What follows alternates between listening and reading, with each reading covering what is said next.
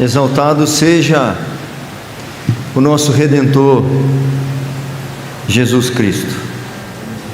Carta do apóstolo Paulo aos Colossenses.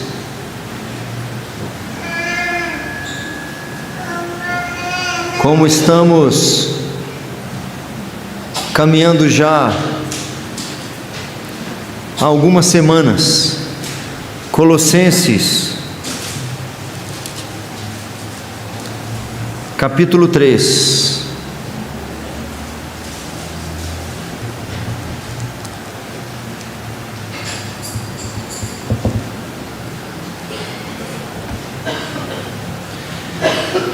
Versículos 18 a 21.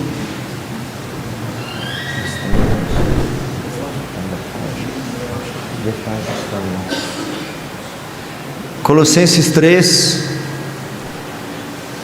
de 18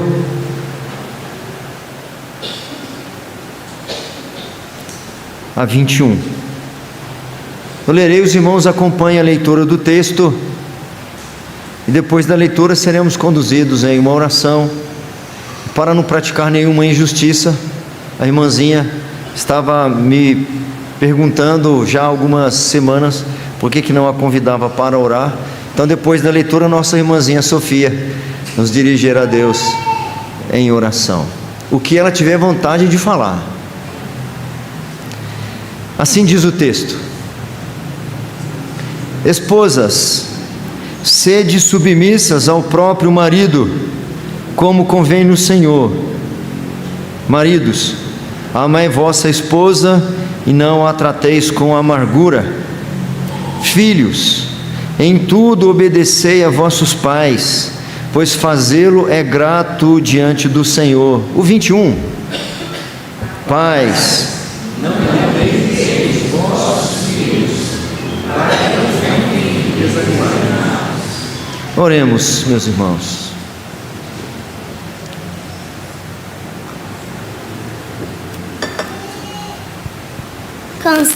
Para os que choram, cântico de romagem.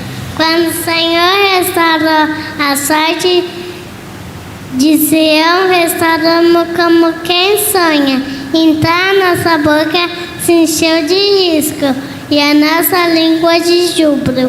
Então entre as nações diziam: grandes coisas fez Senhor por nós. Com efeito, grandes coisas fez Senhor por eles. Por isso estamos alegres.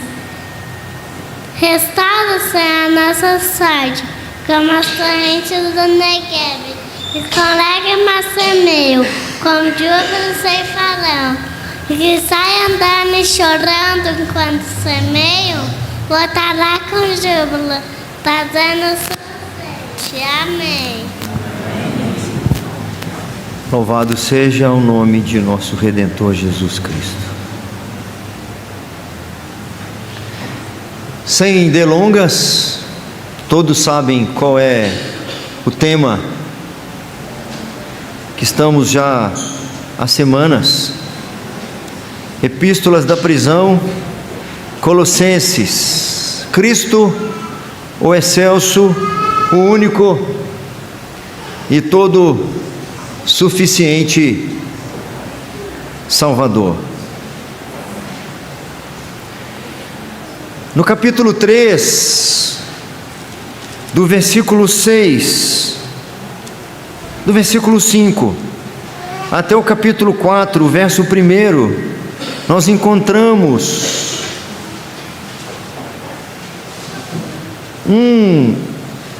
um ponto em comum nessa passagem toda, que é premissas, orientações, ordenanças em favor de uma vida revestida de virtudes. Paulo começa assim esse versículo 5: fazei, pois, morrer a vossa natureza terrena. E ele segue a sequência. Quando chega no versículo 12: revesti-vos, pois, como eleitos de Deus, santos e amados. E assim ele vai percorrendo até o capítulo 4, versículo 1, ensinando, confrontando, orientando em favor de uma vida daqueles irmãos revestida de virtudes. E esses dois itens estão totalmente ligados. O tema com esse destaque. Porque esta verdade do tema é o que fundamenta, é o que proporciona, é o que possibilita uma vida revestida de virtudes. Sem a premissa de que Cristo, e somente Cristo, e tão somente Cristo, é o excelso, é o único e o todo suficiente Salvador. Esta verdade regendo a igreja, norteando a igreja, inundando o coração da igreja, é o que possibilitará, é o que favorecerá aqueles irmãos a perseverarem, a avançarem numa vida revestida de virtudes. Nós temos visto que esta carta, cada ação de graças aqui apresentada pelo apóstolo Paulo, cada petição que ele faz, cada imperativo, cada ordem que ele aqui apresenta, cada conselho aqui registrados, estão fundamentados na premissa de que somente Cristo é aquele merecedor de confiança total e plena. É por esta razão que, enquanto estiver pregando nessa carta, não é possível fugir desse tema. Paulo, quando revela o propósito que tem ao escrever essa carta, a fim de que aqueles irmãos vivessem de modo digno do Senhor, que vivessem para o seu inteiro agrado, frutificando em toda obra e crescendo no conhecimento de Deus, isso jamais seria possível se essa carta não fosse tão centrada em Cristo. Para uma vida de fato frutífera, exitosa, para uma vida marcada por um viver constante com Deus, para o seu inteiro agrado, não seria possível essa vida de modo digno do Senhor, à parte desta verdade, alheia a esta verdade. Nós vimos na semana passada que, depois de advertir aos crentes de Colossos em relação aos adversários externos, ele então inicia orientando-os contra o adversário interno.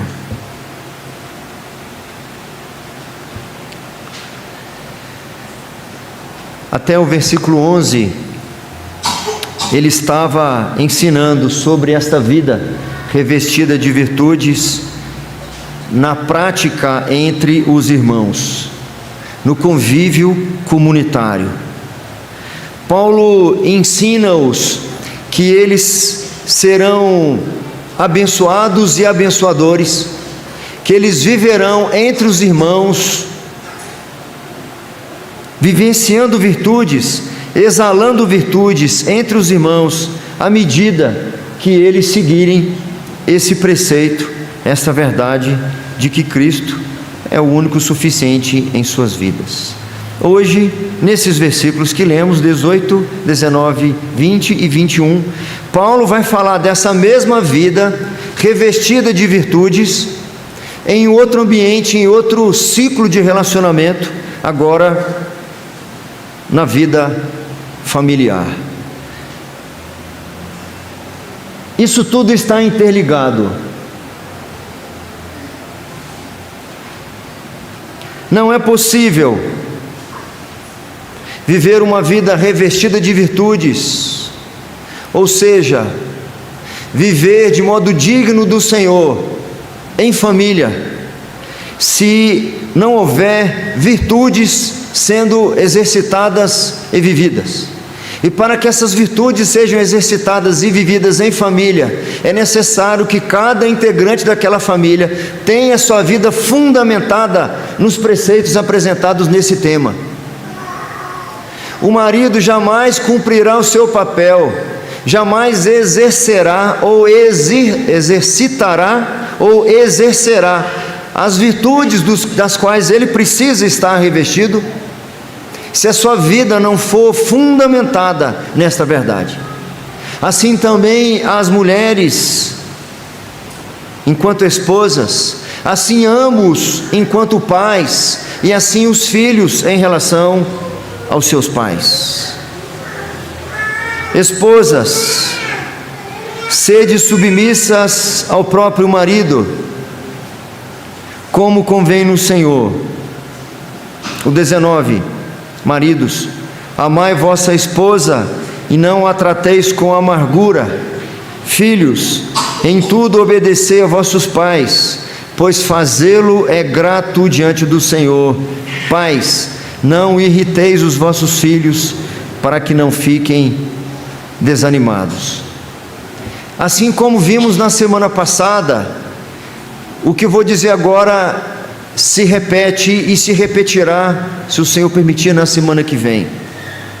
Para entendermos o que o apóstolo Paulo está determinando aqui, está ordenando aqui, é preciso ler esta passagem à luz do que fora ensinado no versículo 17, quando ele diz: e tudo o que fizerdes, seja em palavra, seja em ação, fazei-o em nome do Senhor Jesus, dando por ele graças a Deus Pai. O cristianismo apresenta um novo propósito, uma contramão, uma contracultura daquilo que se vivia entre eles mesmos enquanto eles eram pagãos. Este propósito não é simplesmente uma readequação de condutas ou de comportamentos, ou procurar os seus próprios interesses. Esse novo propósito está intimamente ligado em fazer tudo para a glória de Deus. Cada recomendação, cada ordenança só será compreendida e até praticada se for levado em conta que não a nós, Senhor, não a nós. O único é Cristo, o excelso é Cristo e não sou eu. Nós veremos isso mais claramente daqui a pouco. Não será possível esses irmãos viverem de modo digno do Senhor se eles não forem revigorados, se eles não forem protegidos, se eles não forem capacitados por esta verdade do nosso tema. Não será possível viver de modo digno como marido, como esposa, como pais, como filhos. Não será possível, como vimos na semana passada, viver de modo digno entre os irmãos, se esta premissa não for regra para a nossa vida. Esta regra para a nossa vida nos capacita a enfrentar os adversários externos, que nós já vimos, o mundo e o diabo, que intentarão de alguma forma nos impedir de viver desse modo digno. E essa premissa também nos habilitará a enfrentar o adversário interno, que é o nosso próprio coração, que é a inclinação perversa do nosso coração. A inclinação perversa do nosso coração poderá ser confrontada, poderá ser combatida e resistida, à medida que não eu, mas o Senhor Jesus Cristo, Ele é que é o excelso, e portanto Ele que merece a honra, Ele que merece a glória devida. E o apóstolo Paulo, como de costume, assim como faz na carta aos Efésios, ele começa em princípio pelo lado mais frágil. Ele já quebra a cultura dos seus dias, quando fala primeiro às esposas e não aos maridos, e depois fala aos filhos, e só em seguida fala em relação aos pais. E a ordenança primeira que ele faz aí no versículo 18 é: esposas, sede submissas. Farei alguns destaques em relação a isso. Esta ordem confronta diretamente ao adversário interno que os crentes de Colosso deviam enfrentar, que era o próprio coração, que segundo as Escrituras é enganoso e é rebelde. O remédio para confrontar um coração enganoso é justamente esta ordenança. Esta ordenança só será efetiva se a vida dessa esposa for de fato centrada na certeza, na convicção de que somente Cristo é o excelso e não a sua vontade. Em todas as passagens das Escrituras em que há uma ordenança como essa de submissão, aqui nós a vemos em duas situações: as esposas em relação aos maridos e aos filhos em relação aos pais. Nós encontramos que toda vez que há uma ordenança sobre a submissão, há a expressão como convém no Senhor ou como ao Senhor. E aí vão os nossos destaques. Em primeiro lugar, a submissão, ela é devida ao Senhor. Em primeira análise, antes de qualquer outra coisa, ou antes de qualquer outra pessoa, a submissão é devida ao Senhor. Esta é a luta inicial. Por isso que o versículo 17 é o que nos ajuda a compreender o que ele está mandando dizer aqui. E tudo o que fizerdes, seja em palavra, seja em ação, não faça em relação ao seu marido, faça em nome do Senhor Jesus, faça para a glória de Deus o Pai. A ordenança da submissão à esposa não é que ela tem que ser submissa ao marido, ela inicialmente é submissa ao Senhor, e à medida que ela não se submete ao Senhor, ela não se submeterá também ao marido. A questão primeira da esposa aqui de Colossos era com Deus. O segundo destaque: a submissão sendo ao Senhor não inclui status ou natureza. Quando Paulo diz para as esposas serem submissas, ele não está dizendo que é uma questão de inferioridade, não é questão de nenhum demérito. As esposas não são inferiores aos seus maridos. Esta ordenança é para combater o seu inimigo interno, o desejo do seu coração de fazer a sua própria vontade, a inclinação da sua natureza de procurar aquilo que lhe apraz, e para combater esse inimigo interno e fazê-la vitoriosa, fazê-la exitosa, fazê-la então viver para a glória de Deus e não para a sua própria glória, o Senhor, através do apóstolo Paulo, lhe dá esta ordenança.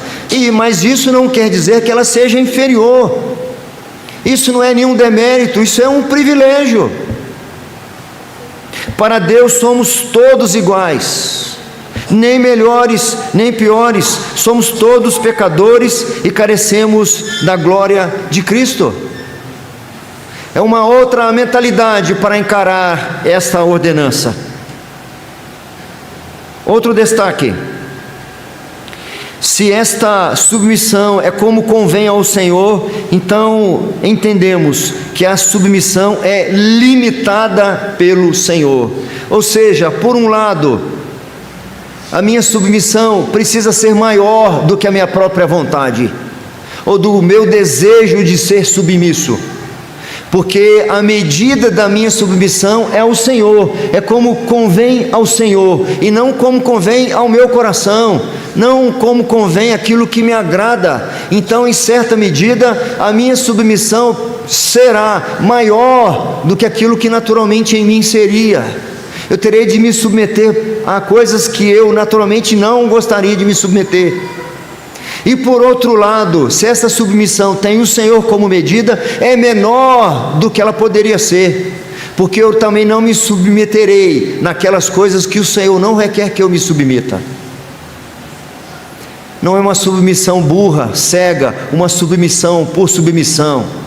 não é uma omissão, uma mera passividade. A medida da minha submissão é ao Senhor. Vai significar em alguns momentos que é muito além do que o meu marido requer ou merece. Por outro lado, não será além daquilo que o próprio Senhor requer de mim.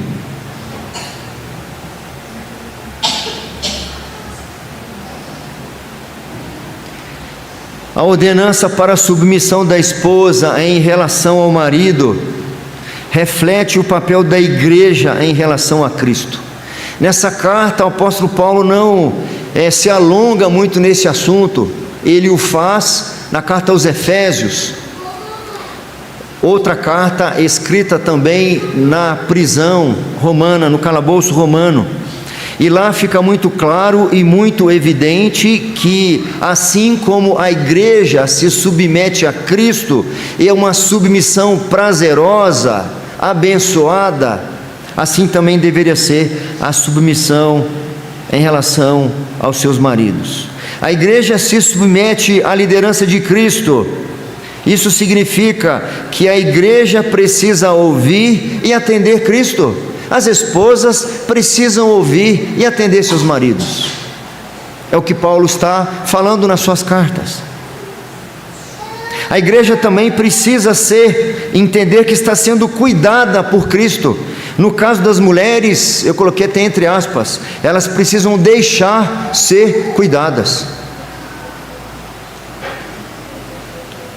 Naturalmente, no contexto em que nós vivemos, as mulheres já são treinadas desde a infância a procurar uma independência que será perniciosa para elas, porque essa aparente independência, eu não dependo de homem não, essa aparente independência traz na realidade para ela escravidão ao seu próprio coração.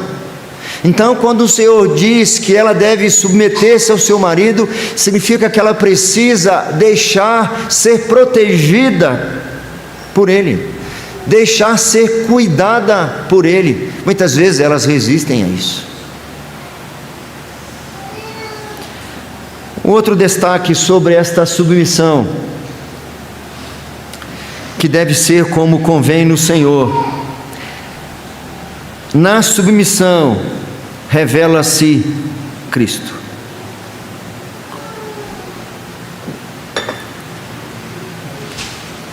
Paulo não está simplesmente dando conselhos domésticos e familiares. Como vocês já sabem, o propósito dele não é só que as pessoas tenham um padrão bom de vida. A finalidade é que eles vivam de modo digno do Senhor. A finalidade é que eles frutifiquem e cresçam na graça e no conhecimento do Senhor. Esse é o propósito. Quando ele dá esta ordenança para a esposa e coloca da forma como ele colocou, ele entende que nesta submissão Cristo está sendo revelado.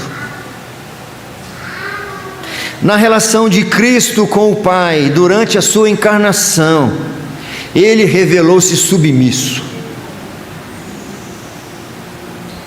Uma família que, para ser frutífera, precisa marcar os seus filhos com essas virtudes que nós estamos falando. Como revestir-se de virtudes? Como ele começa dizendo no versículo 12: revesti-vos, pois, como olheiros de Deus, santos e amados. Entre outras coisas que nós já vimos, as esposas demonstrarão que estão revestidas destas virtudes, à medida que se submetem aos seus maridos, porque quando elas se submetem aos seus maridos, elas estarão nos seus lares revelando Cristo. Os filhos desta mãe conhecerão parte das virtudes próprias de Cristo que a mamãe estará revelando. E na relação de Cristo com o seu Pai, durante a sua encarnação, ele revelou-se desta forma, submisso. Ele sujeitou sua vontade e qualquer possível inclinação que ele pudesse ter. Ele não tinha vontade própria. Tudo em Cristo demonstrava uma postura resoluta, decidida, de cumprir a ordem do Pai. Na carta de Pedro, na primeira carta, ele diz o seguinte: porquanto para isto mesmo fostes chamados, pois que também Cristo sofreu em vosso lugar, deixando-vos exemplo para seguirdes os seus passos, o qual não cometeu pecado, nem dolo algum se achou em sua boca. Pois ele, quando ultrajado, não revidava com ultraje, quando maltratado, não fazia ameaças, mas entregava-se àquele que julga retamente. Deixou o exemplo, e este exemplo, nesta passagem, neste versículo, são escolhidas as esposas para revelarem estas virtudes. Não que os maridos não tenham de revelar esta virtude. Em outras situações, os homens terão de ser submissos a alguém. Os filhos também terão de ser submissos, mas isso significa que todos aqueles que forem ordenados pelo Senhor a serem submissos, estarão, ainda que não tenham clareza disso, estarão revelando o próprio Cristo, estarão pregando Cristo, estarão então, à medida que obedecerem este mandato, este mando do Senhor, esta ordenança do Senhor, estarão sendo protegidos contra o seu inimigo interno, contra o próprio coração. Agora, isso não será possível se aquela premissa não for premissa da nossa vida. Como ele escreve aos Filipenses, outra epístola escrita, registrada também no calabouço romano: se pois há alguma exortação em Cristo, se há algum afeto de misericórdia, ele vai dizer no capítulo 2, que eles precisam então se parecer com Cristo, porque abriu mão da sua glória, ele não usurpou o ser igual a Deus, antes esvaziou-se, assumindo a forma humana de servo.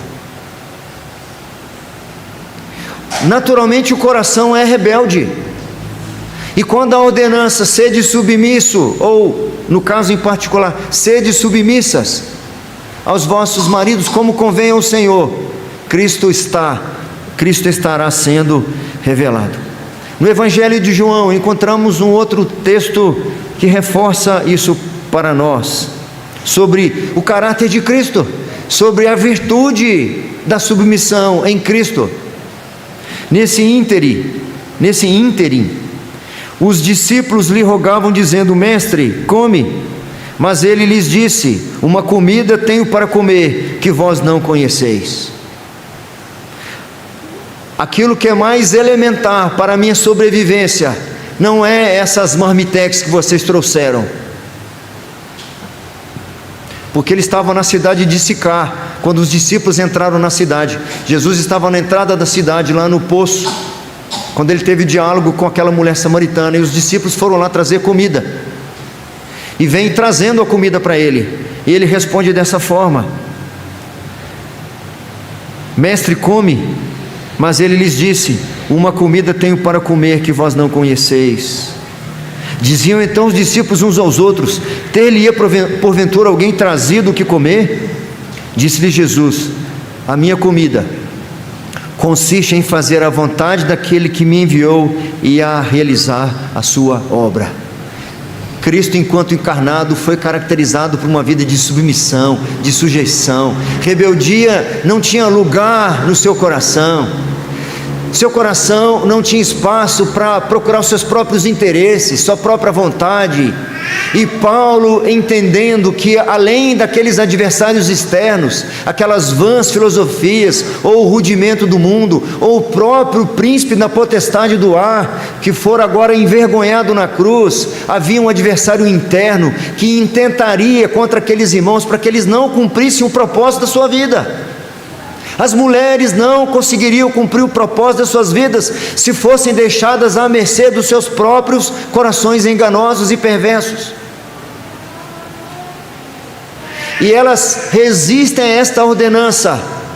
Elas muitas vezes resistem a submeter-se aos maridos, porque inicialmente resistem ao próprio Senhor, talvez não compreendendo que o ato de se submeter-se aos seus maridos, como convém ao Senhor, naquilo tudo que nós já falamos, elas estarão revelando virtudes próprias de Cristo. Os filhos desta mãe conhecerão virtudes de Cristo, como humildade, compassividade, benignidade. E esta família precisa honrar o Senhor.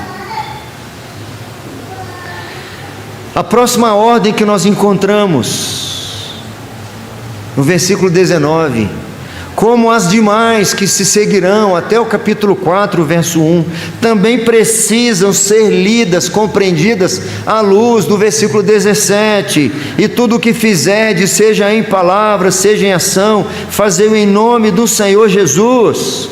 O cristianismo apresenta esse propósito novo, não é para nós, não é para o nosso bem-estar, não é para o nosso conforto. Se em algum lugar está pregando esse cristianismo não é verdadeiro. Porque o propósito não é para a nossa comodidade, não é para a nossa glória, não é para o nosso conforto. Aí estará a nossa ruína. Estaremos à mercê dos adversários, estaremos à mercê das vãs filosofias do capítulo 2, estaremos à mercê dos acusadores que estão aqui descritos, estaremos à mercê da inclinação perversa do nosso coração, estaremos à mercê da prostituição, da impureza, da paixão lasciva, do desejo maligno, da avareza, que é a idolatria, que ele menciona aí no capítulo 3, versículo 5. Para sermos libertos disso, nós precisamos estar vazios de nós, das nossas pretensões, e procurar de fato a glória do Senhor. Não será possível esses irmãos viverem de modo digno do Senhor. Não será possível, eu repito, esses irmãos viverem para o inteiro agrado do Senhor, crescendo em toda boa obra e em todo o pleno conhecimento do Senhor, como ele diz aí no capítulo 1, versículo 10. Se não formos revigorados, protegidos, capacitados pela verdade de que Cristo é o excelso, definitivamente temos que ter isso como premissa na nossa vida. Nossos embates corriqueiros, nossos tropeços diários estão muitas vezes em nos esquecer de que quem merece a glória é o Eterno. Nosso coração prevalecerá, suas inclinações perversas prevalecerão, e é por isso que a ordem seguinte tem que ser lida nessa mesma perspectiva: maridos, amai vossa esposa e não a trateis com amargura. Aí vamos então, para quem está anotando, letra B. Maridos, amai. Se há uma ordem, se há um imperativo, é porque, em primeiro lugar, amar não é natural. Não é natural. Não faz parte da natureza do coração corrompido. E da mesma forma que eu fiz as afirmações anteriores, esta ordenança da mesma forma capacita o marido a confrontar a dureza do seu coração, a resistência do seu coração. Dará ao homem meios e recursos para que então ele cumpra o propósito da sua vida e da sua existência, porque amar não nasce espontaneamente. Por isso que nós encontramos incontáveis ordenanças nas Escrituras. É por isso que há uma ordem. Se há uma ordem é porque ela deve ser obedecida, algumas vezes rangendo os dentes, algumas vezes gemendo. Mas é preciso ter a consciência de que naturalmente, se deixarmos apenas o tempo passar, as águas passarem debaixo da ponte, esse amor não vai fluir. Não significa que um relacionamento longevo foi suficiente para fazer produzir amor. Se foi apenas o tempo, na esperança de que apenas ele, o tempo, produziria esse amor no coração desse marido, decepção não acontecerá.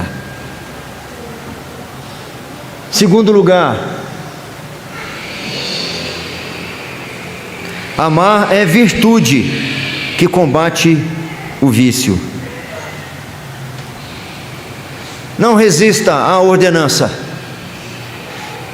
Assim como as esposas terão naturalmente dificuldade para aceitar a submissão, será muito mais engraçado de dizer: não, a patroa que manda em casa. Será mais engraçado dizer: a minha palavra é a última, sim, sim, não, não, a senhora que manda. É muito engraçado essas piadinhas, mas da mesma forma que a ordenança é uma arma que combate vícios, é uma arma que alimenta virtudes, assim esta ordenança aos maridos. Amar é uma virtude que combate os vícios do seu coração. O amor é expressão de altruísmo que combate o seu inimigo ferrenho, que é o egoísmo. A ruptura nos relacionamentos, a desgraça nos relacionamentos, até mesmo entre cristãos, protestantes, que conhecem a Bíblia, líderes protestantes, pastores inclusive, segundo o que as Escrituras nos ensinam, é por causa da dureza do coração. E aquilo que antecede a separação ou o divórcio, as brigas, os desentendimentos estão ligados também à dureza do coração. E leia-se dureza do coração, leia-se egoísmo. O sujeito que quer prevalecer, eu, marido e você, sabemos disso. Boa parte dos nossos desentendimentos estão ligados de que naquele momento de debate, de discussão, de desavença, o que está sendo revelado por nós é de fato que não é Cristo o excelso e eu sou o excelso. São os meus direitos, a minha vontade, os meus anseios que não estão sendo atendidos e satisfeitos.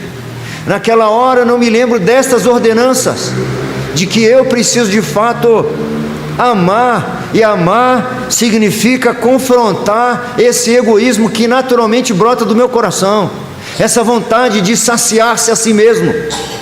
Muitos casam com essa premissa: eu estou casando para ser feliz. Louco! Não é esse o propósito. Não é esse o propósito. Alimentar a sua vontade, alimentar os seus desejos, alimentar o seu egoísmo, alimentar o seu orgulho, alimentar o seu egocentrismo, é roubar Cristo do centro do seu casamento. Amar é a virtude que nos livra da centralidade de nós mesmos. É por isso, meus irmãos, que não é possível ler essa carta, suas ordenanças, suas petições, as expressões de gratidão, sem levar em conta essa premissa. Paulo não se desvia dessa verdade em um instante, porque tudo o que aborrecia a igreja, muitas vezes estava longe disso, e o que poderia agradar a igreja estava longe disso. Eles só teriam condições de alcançar o sentido abençoado que Deus tinha para eles, à medida que eles estivessem vazios de si e cheios do Senhor. Ainda 3. Se você quiser anotar como eu anotei, eu coloquei izinho, assim, ó, izinho com pontinho, para não parecer que esses número 1, 2 e 3 são as divisões, né? Porque nós estamos numa divisão só, que é a número 3. Amar é atitude. Como nós vimos na exposição que fizemos alguns domingos atrás no culto da manhã, na segunda carta de João, amor não é sentimentalismo. Quando João manda os seus discípulos a amarem, amar não é sentimentalismo. Amar é a decisão de colocar em prática de modo concreto a obediência que Deus mandou. É uma questão de obediência, não é questão de desejo ou de vontade. Se é Ele quem mandou, então ou você obedece ou você desobedece. Não tem nada a ver com o outro, não tem nada a ver se o outro merece. É claro que naquela carta nós vimos, como nesta carta, que há aqueles que são falsos, que são inimigos, certo? Aqueles que não devem ser seguidos. Ele diz isso em todas as cartas. É o que João também diz. Ele vai dizer daqueles que tentavam fazer os irmãos tropeçarem. Mas enfim, amar é um ato de nos comprometer com a verdade bíblica. Amar é obedecer aos mandamentos de Deus. Amar é lutar contra si mesmo. Amar é sacrificar-se em detrimento do bem do outro.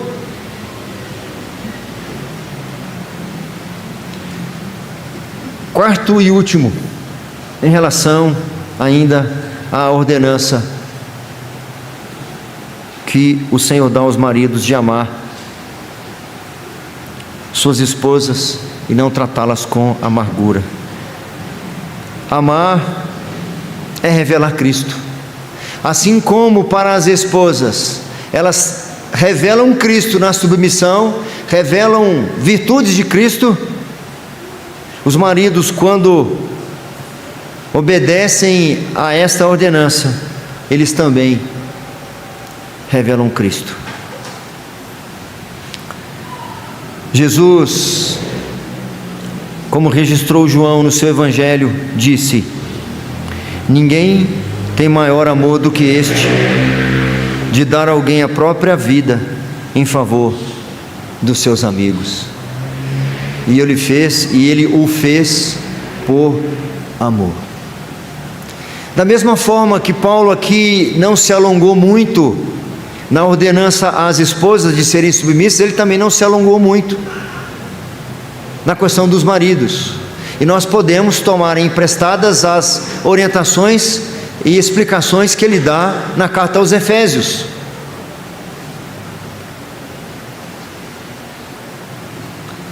Paulo vai dizer que os maridos devem amar as suas esposas como Cristo amou a igreja e a si mesmo se entregou por ela. O amor é sinal de altruísmo, é a manifestação de generosidade, de incondicionalidade, de um favor que não exige reciprocidade, que não exige condições para se manifestar. E à medida que o marido ama a esposa, como Cristo ama a igreja, ele estará, ou esse casamento será um instrumento de revelar o próprio amor de Cristo por sua igreja. Ele diz aos Efésios: grande é este mistério, que eu me refiro a Cristo e à igreja. Ele diz isso num contexto em que ele está falando para maridos e esposas. À medida que a esposa se submete ao marido, e que o marido ama a esposa, ambos fazendo no modelo da relação de Cristo com a igreja, eles estarão revelando a própria relação de Cristo com a igreja. Os filhos desse casal conhecerão melhor Cristo, já dentro de casa, conhecerão a submissão, a benignidade, a benevolência, a passividade, a sujeição. E por outro lado, o altruísmo, a generosidade, a incondicionalidade, o sacrifício próprio e pessoal. Ainda no Evangelho de João, Jesus disse: por isso o Pai me ama, porque eu dou a minha vida para a reassumir. Ninguém a tira de mim, pelo contrário, eu espontaneamente a dou. Tenho autoridade para a entregar e também para reavê-la. Este mandato recebi de meu Pai. Cristo não fez por obrigação, fez por amor.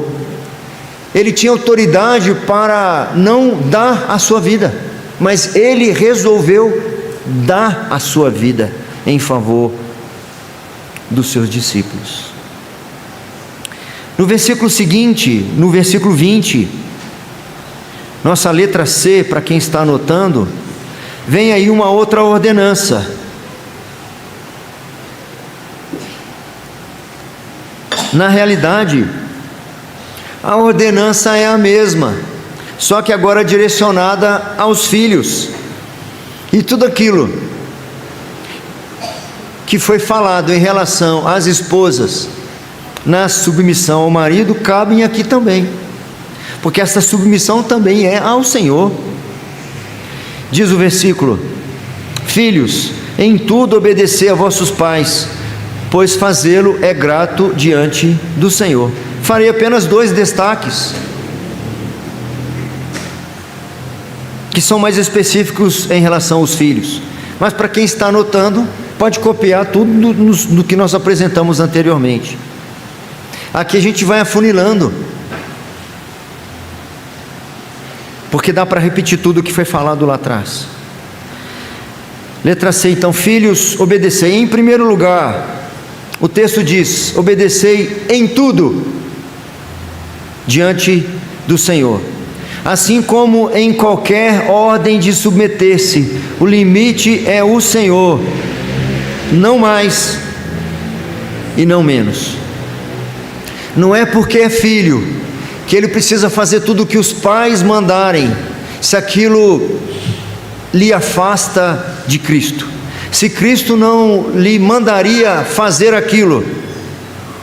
Então eu quero reiterar aquilo que eu falei: em todas as vezes que há uma ordenança para uma submissão, ou no caso aqui, obediência, sujeição, o limite é o Senhor, diante do Senhor. Aqui há uma balança, ao mesmo tempo que Paulo fala em tudo, ele coloca do outro lado, como é grato diante do Senhor. Já conheci muitas histórias de ordens que foram dadas dos pais em relação aos filhos, que desonram o nome do Senhor. Não estou nem dizendo aqueles casos abusivos, que filhas são colocadas para prostituição, não estou dizendo isso. Casos mais corriqueiros. Hoje talvez é um pouco mais difícil, porque o telefone quase não toca em casa mais. Mas quantas vezes o pai não quer falar, não quer atender, e o filho atende o telefone, e o pai diz assim, diz que o pai não está. Pode parecer uma coisa pequena, simples, mas o em tudo aqui que ele está dizendo não quer dizer tudo, porque o tudo aqui é limitado com aquilo que agrada ao Senhor. Se não agrada ao Senhor, se a mentira não agrada ao Senhor, já vi filhos serem corrigidos porque revelaram assuntos da casa que de alguma forma trariam luz a coisas erradas que estavam acontecendo. O filho não devia ter dito aquilo, o pai acha, a mãe acha, mas se ele não tivesse falado, aqueles abusos não estariam acontecendo, ou eles teriam continuado. Então, obedecer em tudo diante daquilo que é agradável ou grato diante do Senhor. Em segundo lugar, quando ele diz obedecei a vossos pais, de certa forma é um sinônimo para a submissão, mas tem mais do que isso. A submissão parece que é algo mais passivo, mais pacífico, mais na espera. A obediência tem um pouco mais do que isso. Tem que haver uma disposição, tem que haver também uma disposição do coração. Naturalmente, o coração do filho ou de qualquer pessoa não é naturalmente obediente, assim como o nosso coração naturalmente é rebelde para se submeter, nosso coração também é resistente em relação a obedecer. Nós encontramos exemplos bíblicos, talvez o mais claro de todos seja do rei Saul, que depois de receber as claras ordenanças do Senhor, através de Samuel, o que ele deveria fazer, ele não faz. E quando volta, na hora de prestar contas, ele vai dizer para Samuel, não, eu obedeci sim, a ponto de ouvir da parte do Senhor, na boca de Samuel, que o reino dele estava sendo tomado, porque o Senhor se agrada muito mais do obedecer, do que o sacrificar. A obediência aos pais é um instrumento de confronto contra a rebeldia do coração, é um antídoto contra a anarquia do nosso coração, é um antídoto ou um remédio contra a licenciosidade. Essas palavras grandes para nós mineiros é complicado. A licenciosidade do nosso coração. O que é anarquia? Eu fiz questão de pegar a definição clara aqui, ó. É um sistema político baseado na negação do princípio de autoridade. Seu filho não precisa ter 15 anos para demonstrar essa resistência à obediência. Seu filho pequenininho já demonstra isso. Quem tem bebezinho de alguns meses já pode constatar que isso é natural em seus corações, a resistência em obedecer. Licenciosidade, aquele que abusa da liberdade, que agride as normas e convenções sociais. Indisciplinado. Nossos filhos não são disciplinados naturalmente. Eles não podem fazer o que eles querem. Nossos filhos não podem fazer o que têm vontade. Se nós deixarmos os nossos filhos à vontade, nós estaremos entregando os nossos filhos ao seu inimigo mais cruel, que é o seu coração. É o seu inimigo interno, e as suas disposições desse coração levará o seu filho para o inferno. É por isso que o sábio diz que a estultícia está ligada ao coração da criança, mas a vara da disciplina a afastará dela. A correção paterna, quando falho, da letra do nosso hino, é uma bênção nas mãos dos pais, uma ordenança que o Senhor dá aos filhos, porque à medida que os filhos são obedientes, eles estarão sendo protegidos de um mal que assola o seu coração. Ele deita com esse mal, ele levanta com esse mal. Os nossos filhos sonham com esse mal.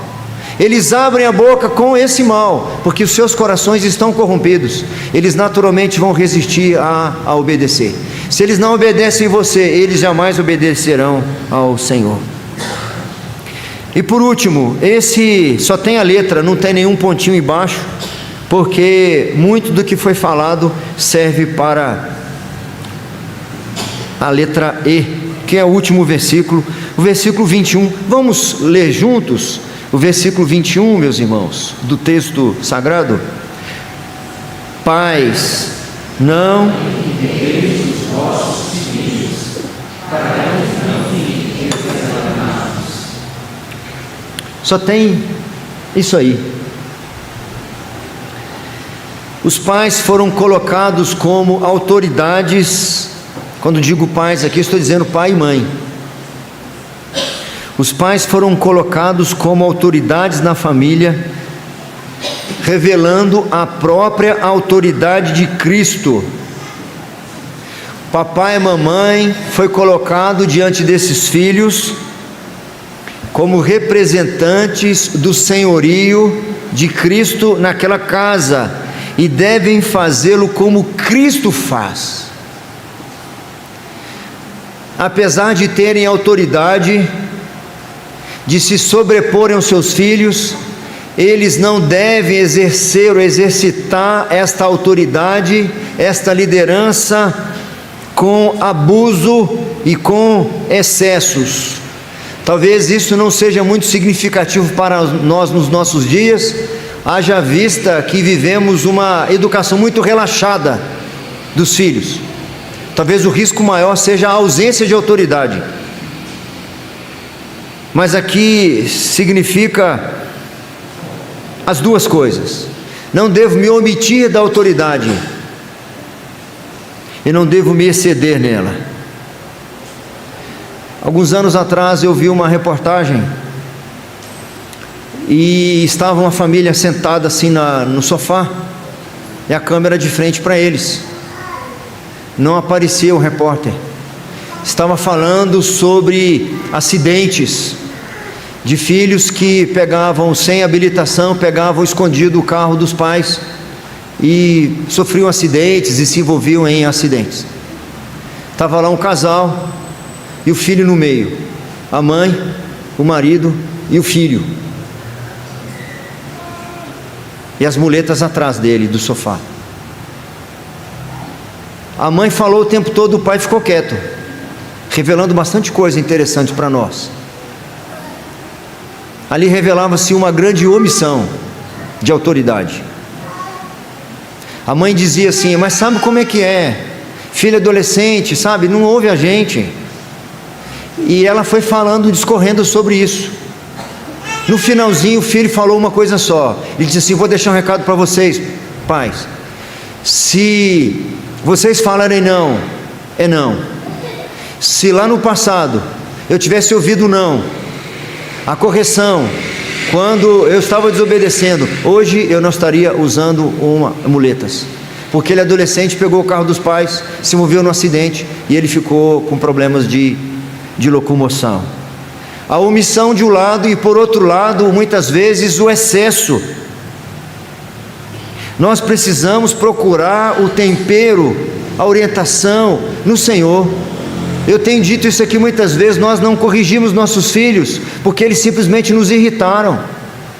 Muitas vezes a correção dos filhos ou a disciplina dos pais em relação aos filhos se limita quando eles te irritam, te tiram do sério, e às vezes eles fazem isso por conta de serem crianças, eles deixam cair, eles quebram um copo, eles derramam água, eles sujam a roupa, e às vezes na hora de ir para a igreja, na hora de sair para a escola, deixa sujar a roupa do uniforme. Você não devia ter colocado a camisa de uniforme antes do almoço, então o erro é seu, mas você desconta no menino. Muitas vezes a correção é indevida, porque simplesmente foi uma frustração pessoal. Nós devemos corrigir os nossos filhos quando eles ofenderem o Senhor. Nós precisamos estar tão alinhados com o Senhor a ponto de sermos sensibilizados quando o Senhor estiver sendo entristecido pelos nossos filhos, ou ofendido pelos nossos filhos, e não a nós mesmos. Tudo isso só é possível se isso aqui for verdade na nossa vida. Não sou eu que devo ser agradado, o Senhor da minha casa é Jesus Cristo, o Senhor da minha própria vida é Jesus Cristo. Sem Jesus Cristo eu sequer respiro, eu não ando. E o que o salmista ensina para nós: não a nós, Senhor, não a nós, mas ao teu nome da glória. Se essa não for a premissa da nossa vida, nós jamais cumpriremos o propósito pelo qual fomos criados. Nós não viveremos de modo digno da vocação que fomos chamados, não estaremos revestidos de virtude entre os nossos familiares. Eu encerro com o texto de Isaías, que ele diz: eis aqui o meu servo, a quem sustenho. Ele está falando do Messias, o meu escolhido, em quem a minha alma se compraz. Pus sobre ele o meu espírito, e ele promulgará o direito para os gentios. Não clamará, nem gritará, nem fará ouvir a sua voz na praça. Não esmagará a cana quebrada, nem apagará a torcida que fumega. Em verdade promulgará o direito, não desanimará, nem se quebrará, até que ponha na terra o direito, e as terras do mar agradarão a sua doutrina. Que a nossa casa seja regida por Cristo, que os nossos lares sejam regidos pela Escritura, pela palavra, pela sabedoria que vem do alto. Que Jesus Cristo seja o Senhor da vida sua, marido, não a sua vontade, o seu orgulho. Que nós aprendamos, maridos, a morrer como Cristo para nós mesmos. Que nós, a exemplo de Paulo, e eu repito isso várias vezes, possamos dizer em nossa casa, testificado por nossa família: já não sou mais eu quem vive, mas é Cristo que vive em mim. Que nós, como maridos, exalemos esse bom perfume, que exerçamos autoridade como Cristo, que revelemos Cristo no nosso viver diário, nas coisas mais corriqueiras. Não separemos nossa vida religiosa ou nosso relacionamento com Cristo apenas a vida religiosa. Que o nosso viver diário seja regido por Cristo. Assim como somos o cabeça da esposa, Cristo é o cabeça da nossa vida. E as esposas da mesma forma, que estreitem seu relacionamento com Cristo, para que possam no seio da sua casa revelar virtudes que só vocês podem revelar. Há ordenanças que são apenas para vocês, que são virtudes de Cristo. Que essas virtudes estejam permeadas, vocês estejam revestidas dessas virtudes, para que quem passar de longe da sua casa, da sua família, perceba um aroma diferente. Não é só naquelas roupas arrumadinhas dos seus filhos, não é só nos filhos aparentemente bem educados, cabelos penteados e bem lavados, mas virtudes que são reveladas a partir da sua vida como esposa. Que os nossos filhos aprendam a amar Jesus Cristo, e que eles aprendam que Jesus Cristo, e não nós os pais, é o Senhor de suas vidas. A responsabilidade que nós temos é enorme, porque nós podemos ao mesmo tempo fazer nossos filhos se afastar do Senhor, ou o privilégio de fazê-los próximos do Senhor. Que o Senhor tenha misericórdia de nós, e veremos, se o Senhor permitir, um outro nível de relacionamento, além do ambiente comunitário da igreja que já vimos semana passada, no ambiente familiar que estamos vendo agora, no ambiente de trabalho que nós veremos, se o Senhor permitir, nos versículos seguintes desta passagem.